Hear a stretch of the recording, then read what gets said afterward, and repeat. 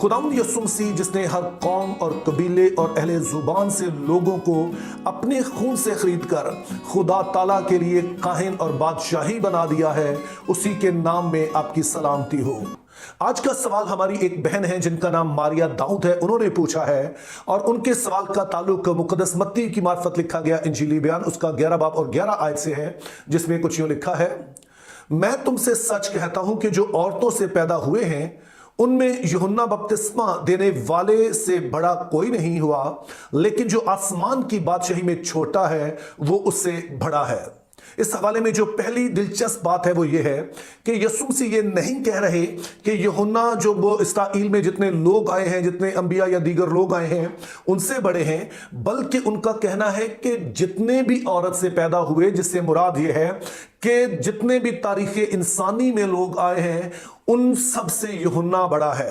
तो इस तरह से हम देखते हैं कि चाहे फौजी लिहाज से हो, चाहे ज़हनी इस्तात के लिहाज से हो या रूहानी तौर पर हो, बहुत ही बड़े बड़े सूरमा गुजरे, लेकिन यूहन्ना को इन सबसे बड़ा करार दिया गया।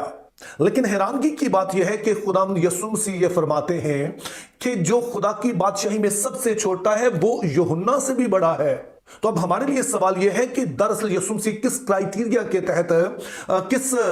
काबिलियत, किस अस्ताद के तहत ये बात कर रहे हैं। अगर तो आपने ये आयत गौर से सुनी है, यानी कि मत्ती 11 बाब 11 आयत जो अभी हमने पढ़ी थी, तो इसी में इसका जवाब भी पोशीदा है और वो ये है कि जो खुदा की बादशाही में सबसे छोटा है वो यूहन्ना से भी बड़ा है। तो इस तरह से हमें यहां पर क्लू दिया गया है कि किसी के बड़े होने का ताल्लुक जो है वो खुदा की बादशाही से है। अब अगरचे कि खुदा की बादशाही अपने आप में एक बहुत बड़ा टॉपिक है और इसके लिए अलग से एक सीरीज चाहिए होगी, लेकिन मैं बहुत ही मुख्तसरन आपको इसके चंद कंपोनेंट जो है वो बता देता हूं। अब जो उलमाए बाइबल हैं उनके दरमियान हमेशा एक बहस रहती है कि बाइबल मुकद्दस का एक जो मरकजी मजमून है वो क्या है, यानी कि कौन सा ऐसा मौजू है जिसमें पूरी की पूरी बाइबल समो जाती है। और मुख्तलिफ लोग मुख्तलिफ तरह की राय देते हैं, लेकिन एक बात जो बहुत ही पॉपुलर है और बहुत सारे लोग इस पर यकीन रखते हैं, मिसाल के तौर पर एक ऑस्ट्रेलियन स्कॉलर हैं जिनका नाम है ग्रैम गोल्ड्सवर्दी, जो कि मौजूदा दौर में बिब्लिकल थियोलॉजी में एक बहुत ही बड़ा नाम समझे जाते हैं। उनका कहना है कि बाइबल मुकद्दस का मरकजी मजमून खुदा की बादशाही है।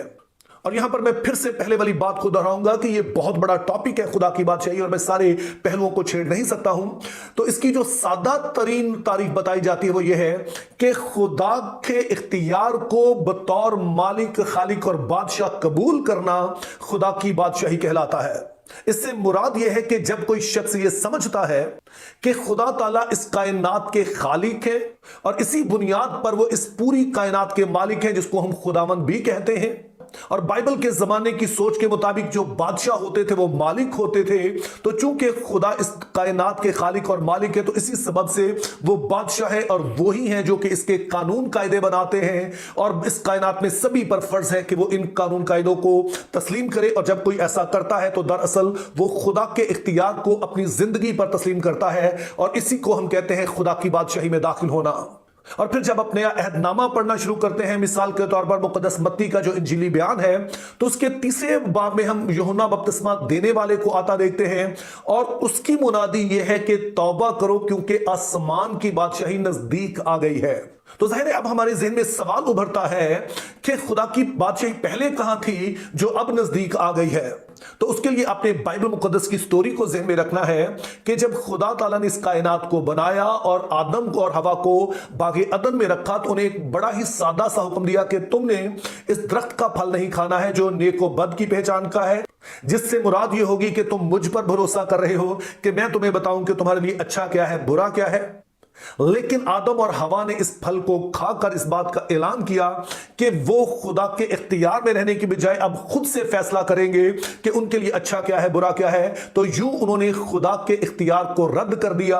और यहीं से हम देखते हैं कि फिर खुदा की जो बादशाही जमीन पर है उसे चैलेंज कर दिया गया। और जाहिर है कि आप जानते हैं कि जो मैं आदम के बारे में आपको वाकया बता रहा हूं, ये पैदाइश की किताब के इब्तदाई अबवाब में पाया जाता है और फिर बाइबल मुकद्दस की बाकी सारी स्टोरी इस बारे में है कि खुदा ताला ने किस तरह से जमीन पर अपनी बादशाही को बहाल किया है।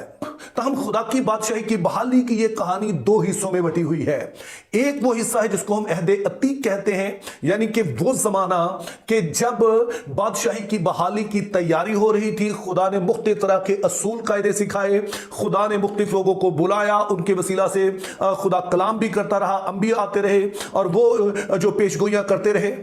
और एक वो जमाना है कि जब ये बादशाही जमीन पर कायम हो जाती है, या दूसरे लफ्जों में हम कहेंगे तो एक वो जमाना है जो बादशाही की तैयारी का जमाना है, और दूसरा वो जमाना है कि जब खुदा की बादशाही के कायम होने और फिर इसके फैलाव का जमाना है। तो अब आप जरा सोचिए कि बाइबल मुकद्दस का मरकजी मजमून खुदा की बादशाही की बहाली है, और बहुत सारे लोग आए, मुकद्दस अब्राहम, मुकद्दस मूसा, मुकद्दस दाऊद, और ये सभी लोगों ने किसी ना किसी तरह से अपना किरदार अदा किया। और फिर अंबिया आए जिन्होंने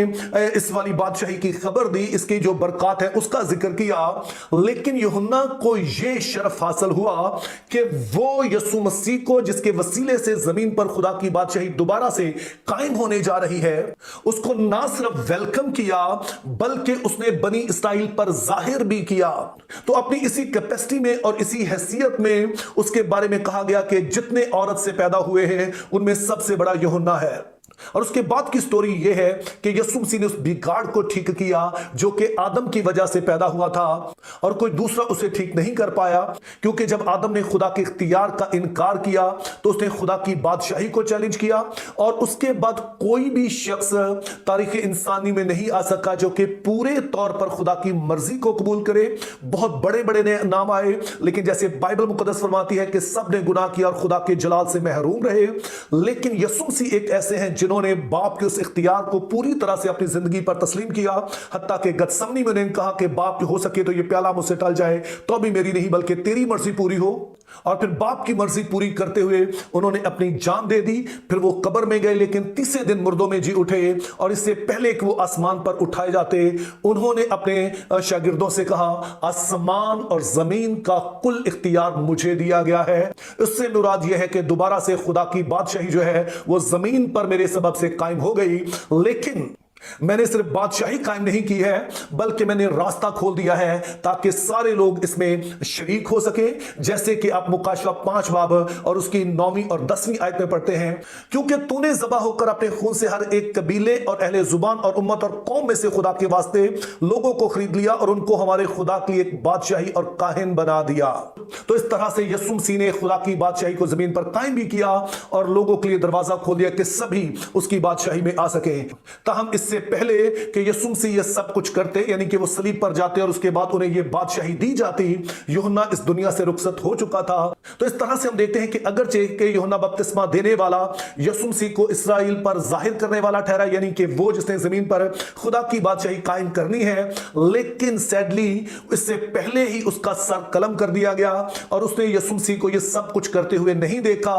और ना ही खुदा की बादशाही की बरकत से वो उस तरह से लुत्फानंदोज हो सका। मिसाल के तौर पर उन्होंने रूहुल कुद्स का तजुर्बा उस तरह से नहीं किया जैसे कि नए अहद के जो लोग हैं वो करते हैं। मिसाल के तौर पर यूहन्ना बपतिस्मा देने ने इस बात का तजुर्बा नहीं किया कि किस तरह से तमाम दुनिया के लोग जो हैं, चाहे उनका जो भी बैकग्राउंड हो, सिर्फ मसीह यस्सु पर ईमान लाने के वसीला से वो नजात पा जाते हैं, वो गुनाहों की माफी पा जाते हैं। उसने ये नहीं देखा कि किस तरह से रूहुल कुद्स नाज़िल होता है और वो हर एक जो फर्दे बशर है, जो आम लोग हैं, उनके अंदर आकर बसेरा करता है। यानी कि जिस तरह से अहदे अतीक के लोगों ने और खुद यूहन्ना ने रूहुल कुद्स का तजुर्बा किया कि वो उन्हें तकवीयत देता था, लेकिन जिस तरह से नए अहद के लोगों ने रूहुल कुद्स का तजुर्बा किया है उस तरह से यूहन्ना ने नहीं किया। तो यूं जो खुदा की बादशाही में है, यानी कि जब यीशु मसीह ने बादशाही कायम कर दी और वो लोग जो इस बरकत से लुत्फानंदोज हो रहे हैं, उनको यीशु मसीह कहते हैं कि वो यूहन्ना से भी बड़े ठहरे, क्योंकि यूहन्ना ने उसको मुतारिफ तो करवा दिया, यानी यीशु मसीह को, जिसके वसीला से खुदा की बादशाही जमीन पर कायम होनी थी, लेकिन वो खुदा की बादशाही की बरकत से लुत्फानंदोज नहीं हो सका जिससे अब आम मसीह लुत्फानंदोज होते हैं। तो इसी सबब से वो यूहन्ना से भी बड़े ठहरते हैं।